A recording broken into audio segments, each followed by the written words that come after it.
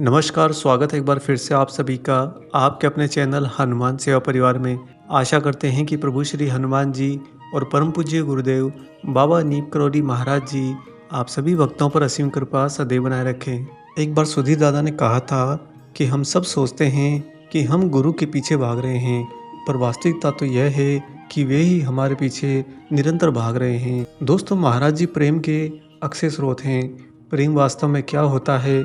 जब आप महाराज जी की भक्ति करते हैं तो आपके हृदय में उसका उद्गम होता है। यथार्थ से जब सामना होता है तब मनुष्य को समझ में आता है कि सारे मनुष्य इस धरती पर, इस भौतिक जीवन में जिस प्रेम के पीछे निरंतर भाग रहे हैं वह तो मनुष्य जीवन का ही सबसे बड़ा छलावा है। क्यों? क्योंकि हर एक मनुष्य जहाँ प्रेम तलाशता है, जहाँ प्रेम चाहता है या जिससे प्रेम चाहता है, उन सारे प्रेम के अंदर एक बंधन है और वह बंधन है आकर्षण का। आकर्षण के भी कई रूप होते हैं, जैसे मिलने की चाह, जैसे बिछड़ने का भय, और वहीं पर कुछ परिस्थितियों में तो थोड़ा और की स्थिति में। लेकिन महाराज जी ने वास्तविक यथार्थवादी प्रेम को स्थापित किया। वास्तविक प्रेम क्या है? प्रेम दोस्तों वह है जिसके अंदर स्वयं ईश्वर हैं। ईश्वर कौन है? ईश्वर हैं परम सत्य। यानी कि जब आप परम सत्य के साथ रहते हैं तब आप ईश्वर के नज़दीक पहुंच पाते हैं, और जब आप ईश्वर के नज़दीक पहुंच पाते हैं तो ईश्वर के साथ में आप उस प्रेम के अंदर आ जाते हैं। और चूंकि उस प्रेम के अंदर ही ईश्वर स्वयं भी हैं, और ईश्वर अस्तित्व की दृष्टि से देखें तो इस पूरे ब्रह्मांड में संपूर्ण रूप से स्वतंत्र हैं। अतः यह कहना भी उचित होगा कि वास्तविक प्रेम वहाँ पर है जहाँ पर सत्य रूपेण परम स्वतंत्रता है।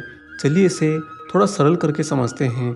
दोस्तों, जब आप इस मनुष्य जीवन के अंदर प्रेम को देखते हैं तो प्रेम हो सकता है आपका माता पिता से हो सकता है आपका भाई बहन से हो सकता है आपका मित्र से हो, और यहाँ तक कि हो सकता है कि आपका अपने जीवन साथी के प्रति भी प्रेम हो। परंतु सारे के सारे प्रेम में आपको हमेशा चिंता लगी रहती है। हमेशा आप उनके प्रति सजग रहते हैं, सतर्क रहते हैं। आपके मन में उनके प्रति हमेशा अच्छाई के भाव बनते हैं, उमड़ते हैं। वहीं पर उन भावों के कुचले जाने का भय भी आपको सताता रहता है। आप हमेशा जिससे प्रेम करते हैं उसके बारे में बार बार विचारने का प्रयत्न करते हैं। और इतना ही नहीं, अपितु अनेक मौक़ों पर आप उनसे प्रेम का इजहार भी करते हैं। उनसे कहते हैं कि मैं आपसे प्रेम करता हूँ। चाहे आप माता पिता से कहें, चाहे भाई बहन से कहें, कई बार मित्रों से भी कह देते हैं, तो कई बार अपने जीवन साथी से भी। लेकिन कभी आप यह नहीं सोच पाए कि आप उनके पीछे इन सब माध्यम से एक बंधन में हैं। जहाँ पर बंधन है वहाँ पर तो स्वतंत्रता है ही नहीं। फिर वह भला वास्तविक प्रेम कैसे हुआ? फिर भला वह ईश्वरीय प्रेम कैसे हुआ? और उसी प्रेम के अंदर जब आपके ऊपर महासंकट आता है, महाप्रलय आती है, उस समय आप ये पाते हैं कि जिसके प्रति आप प्रेम को लेकर निरंतर भाग रहे थे वह उस समय आपके नज़दीक बिल्कुल भी नहीं है। और हम इसके समांतर देखते हैं ईश्वर की स्थिति को। ईश्वर जो कि आपके जन्म लेते ही, आपकी पहली श्वास लेते ही आपके साथ खड़े होते हैं। वहाँ से लेकर जिस दिन तक आप इस श्वास को इस शरीर के अंदर धारण किए रहते हो अंतिम यात्रा के लिए, उस दिन की अंतिम श्वास तक वह ईश्वर आपके साथ खड़े होते हैं। आपके जीवन में जब भी बड़े बड़े संकट आते हैं, बड़ी बड़ी दुर्घटनाएं घटती हैं, आपको एक क्षण से भी कम समय में कोई खींच लेता है। वह कोई कौन? वह है ईश्वर। अब जरा आप सोचिए कि आपने कभी भी ईश्वर को अपने पूरे जीवन काल में क्या ऐसा कहा है कि आप उनसे प्रेम करते हो? क्या कभी आपने उनके प्रति प्रेम को एहसास किया है, जैसा प्रेम आप भौतिक जगत में एहसास करने की चाह रखते हो? क्या आपने कभी भी उनसे यह पूछा है कि वो भी आपसे प्रेम करते हैं? आप पाएंगे कि पूरे जीवन भर मैंने तो कभी ईश्वर से नहीं कहा कि मैं आपसे प्रेम करता हूँ। फिर भला वही ईश्वर आपके साथ में हर क्षण, एक एक क्षण जीवन के एक एक श्वास के अंदर आपके साथ क्यों खड़े हैं? क्योंकि वह आपके साथ में वास्तविक प्रेम में हैं। उस वास्तविक प्रेम में जिसमें आप इतने ज़्यादा स्वतंत्र हैं, इतने ज़्यादा स्वतंत्र हैं, या यूँ कहिए कि संपूर्ण रूप से स्वतंत्र हैं कि आपको उनका एक बार भी आकर्षण भरा ये ख्याल नहीं आता कि मैं उसे इतना कहूँ कि मैं तो तुमसे प्रेम करता हूँ। अब आप समझे कि यहाँ भौतिक जगत में कैसे सारा का सारा प्रेम मात्र एक आकर्षण है, इससे ज़्यादा कुछ नहीं। जहाँ जहाँ आपको खिंचाव हुआ, जहाँ जहाँ आपको किसी भी इंद्रिय भाव का एहसास हुआ, सारे के सारे ऐसे प्रेम बंधन में होते हैं। और जहाँ बंधन होता है वहाँ स्वतंत्रता नहीं होती। जहाँ स्वतंत्रता नहीं होती वहाँ पर शुद्धतम प्रेम कदापि नहीं होता। हम सभी के परम पूज्य गुरुदेव बाबा नीम करौरी महाराज जी वास्तविक प्रेम यानी कि ईश्वरीय प्रेम के अक्षय स्रोत हैं।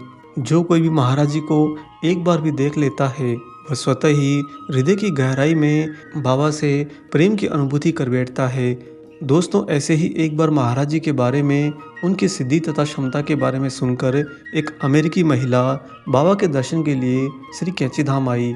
और उनका कहना है कि जब वह बाबा से मिली तो उनके भीतर प्रेम के अक्षय स्रोत का उन्हें दर्शन हुआ। वह स्वयं उसका वर्णन करते हुए कहती हैं कि मेरी मित्र राजी पहले ही महाराज जी के कक्ष में अंदर जा चुकी थी। मैं भी उसके पीछे भागी। हड़बड़ाहट में मेरी चप्पलें रास्ते में ही छूट गई। ये सब कुछ इतना सरल और परिचित सा था।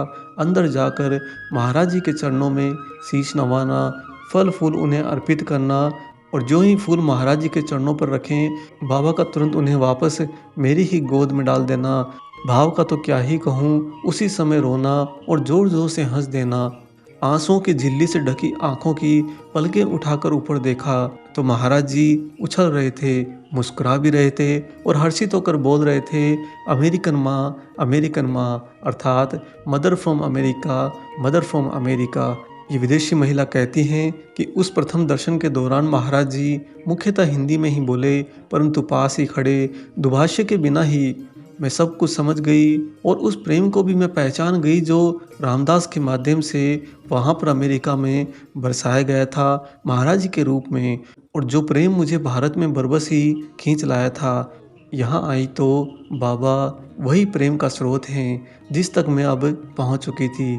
महाराज जी के कमरे के भीतर जाते समय जब मैंने प्रथम दृष्टि में बाबा की विशाल काया के दर्शन किए तो मेरा हृदय इतना धड़कने लगा कि मेरे पैर फाटक पर ही लड़खड़ाने लगे। उनका वह प्रथम दर्शन मेरे स्मृति पटल पर गहराई के साथ में हमेशा के लिए अंकित हो गया। दोस्तों, आगे वह महिला भक्त कहती हैं कि महाराज जी हर किसी को प्रथम दर्शन में ऐसी अनुभूति या जागृति बोध कराते हैं, ऐसा भी नहीं है। जो लोग सिर्फ सैर सपाटे के श्रेय से वहाँ पर कैंची धाम आते थे वे महाराज जी से निष्प्रभावित हुए ही वापस लौट जाते। बहुत से ऐसे लोग भी थे जो किसी चमत्कार की अनुभूति किए बिना भी कहते कि कोई तो ऐसी सूक्ष्म डोर है जो बार बार उन्हें महाराज जी के पास खींच लाती है। कई तो ऐसे भी लोग आते जो अंदर हनुमान जी के महाराज जी के दर्शन करके जब वापस लौट रहे होते तो कैंची धाम के मुख्य द्वार तक जाते जाते उल्टे पैर दौड़ कर आकर बाबा के चरणों से लिपट जाते। एक पश्चिमी भक्त भी बताता है कि वह यह देखकर हमेशा चकित रहता था कि किस प्रकार कठोर व्यक्ति भी महाराज जी के समीप रहने से हमेशा विनम्र हो जाते थे। भगवान का वास्ता देकर वह पश्चिमी भक्त कहता है कि जब हम सब महाराज जी के सानिध्य में होते तो हमें हमेशा ऐसी अनुभूति होती कि मानो हम सब भगवान के हृदय में आनंद पूर्वक निवास कर रहे हों। जितने भी समय तक हम महाराज जी के तख्त के पास में विराजमान रहते, इस शरीर में रहते हुए भी यह शरीर हमें एहसास ही नहीं करवाता। हम सबको ऐसा लगता कि हम सब अलग अलग नहीं, हम सब अब एक हैं और सारे के सारे एक होकर उसी एकाकार स्वरूप में परम ईश्वर के हृदय में विराजमान हैं। महाराज जी का सानिध्य अर्थात ईश्वर का हृदय। दोस्तों, बहुत बड़ी बात कही थी इन भक्त ने बाबा के सानिध्य के बारे में कि महाराज जी का सानिध्य ईश्वर का हृदय है। आप इस बात को गहराई से समझिए। आप जब महाराज जी के सामने होते हैं, बाबा के साथ में होते हैं, तो आप वास्तव में ईश्वर के हृदय में विराजमान होते हैं। श्री भगवान के हृदय में विराजमान होना एक मनुष्य जीवन के लिए परम योगी महात्माओं के तप से भी बड़ा सौभाग्य है। वास्तविकता तो यह भी है कि एक भक्त महाराज जी के सानिध्य में बाबा के साथ रहते हुए सत्य रूपेण ईश्वरीय प्रेम का एहसास कर पाता। जो भी भक्त बाबा के सानिध्य में महाराज जी के नज़दीक रहते उन्हें कभी भी बाबा से किसी भी प्रकार का कोई आकर्षण एहसास ही नहीं हुआ। महाराज जी का प्रेम तो इतना ज़्यादा सत्य रूपेण रहा है कि बाबा के साथ में रहते हुए हम महाराज जी से भी पूर्ण स्वतंत्र रहते और इस भौतिक जगत से भी पूर्णतः स्वतंत्र रहते। कुल मिलाकर हम संपूर्ण रूप से स्वतंत्र रहते, जो कि वास्तविक प्रेम है, यथार्थवादी प्रेम है, ईश्वरीय प्रेम है। ऐसा प्रेम रस बाबा अपने सारे भक्तों पर बरसाते हैं। आप भी महाराज जी के प्रति पूर्ण रूप से समर्पित रहेंगे, बाबा के सानिध्य में हमेशा रहेंगे, महाराज जी पर अपना अटूट विश्वास रखेंगे, तो दोस्तों हमारा यकीन करिए, महाराज जी आपको उस सत्य रूपेण ईश्वरीय प्रेम का एहसास अवश्य कराएंगे। बाबा तो स्वयं ही उस प्रेम का अक्षय स्रोत हैं, जितना चाहे उतना ले लीजिए, बस वह प्रेम तो उड़ेलते जाते हैं, उड़ेलते जाते हैं। आशा करते हैं महाराज जी का ये प्रेम रस में भरा विशेषांक आपको ज़रूर पसंद आया हो। वीडियो अगर अच्छा लगा है तो जाने से पहले इसे लाइक कीजिएगा और वीडियो को जितना ज़्यादा से ज़्यादा हो सके दोस्तों अन्य लोगों से भी शेयर कीजिए, ताकि सब तक महाराज जी का सत्य रूपेण प्रेम रस जरूर पहुँचे। मिलेंगे बहुत जल्दी ही एक और ऐसे ही अलौकिक वीडियो के साथ में। तब तक अपना और अपने माता पिता का संपूर्ण ख्याल रखिए और परम प्रभु श्री राम जी का निरंतर गुणगान करते हुए बाबा हनुमान एवं बाबा नीप करोली महाराज जी की निस्वार्थ होकर सेवा करते रहिए। जय सिया राम।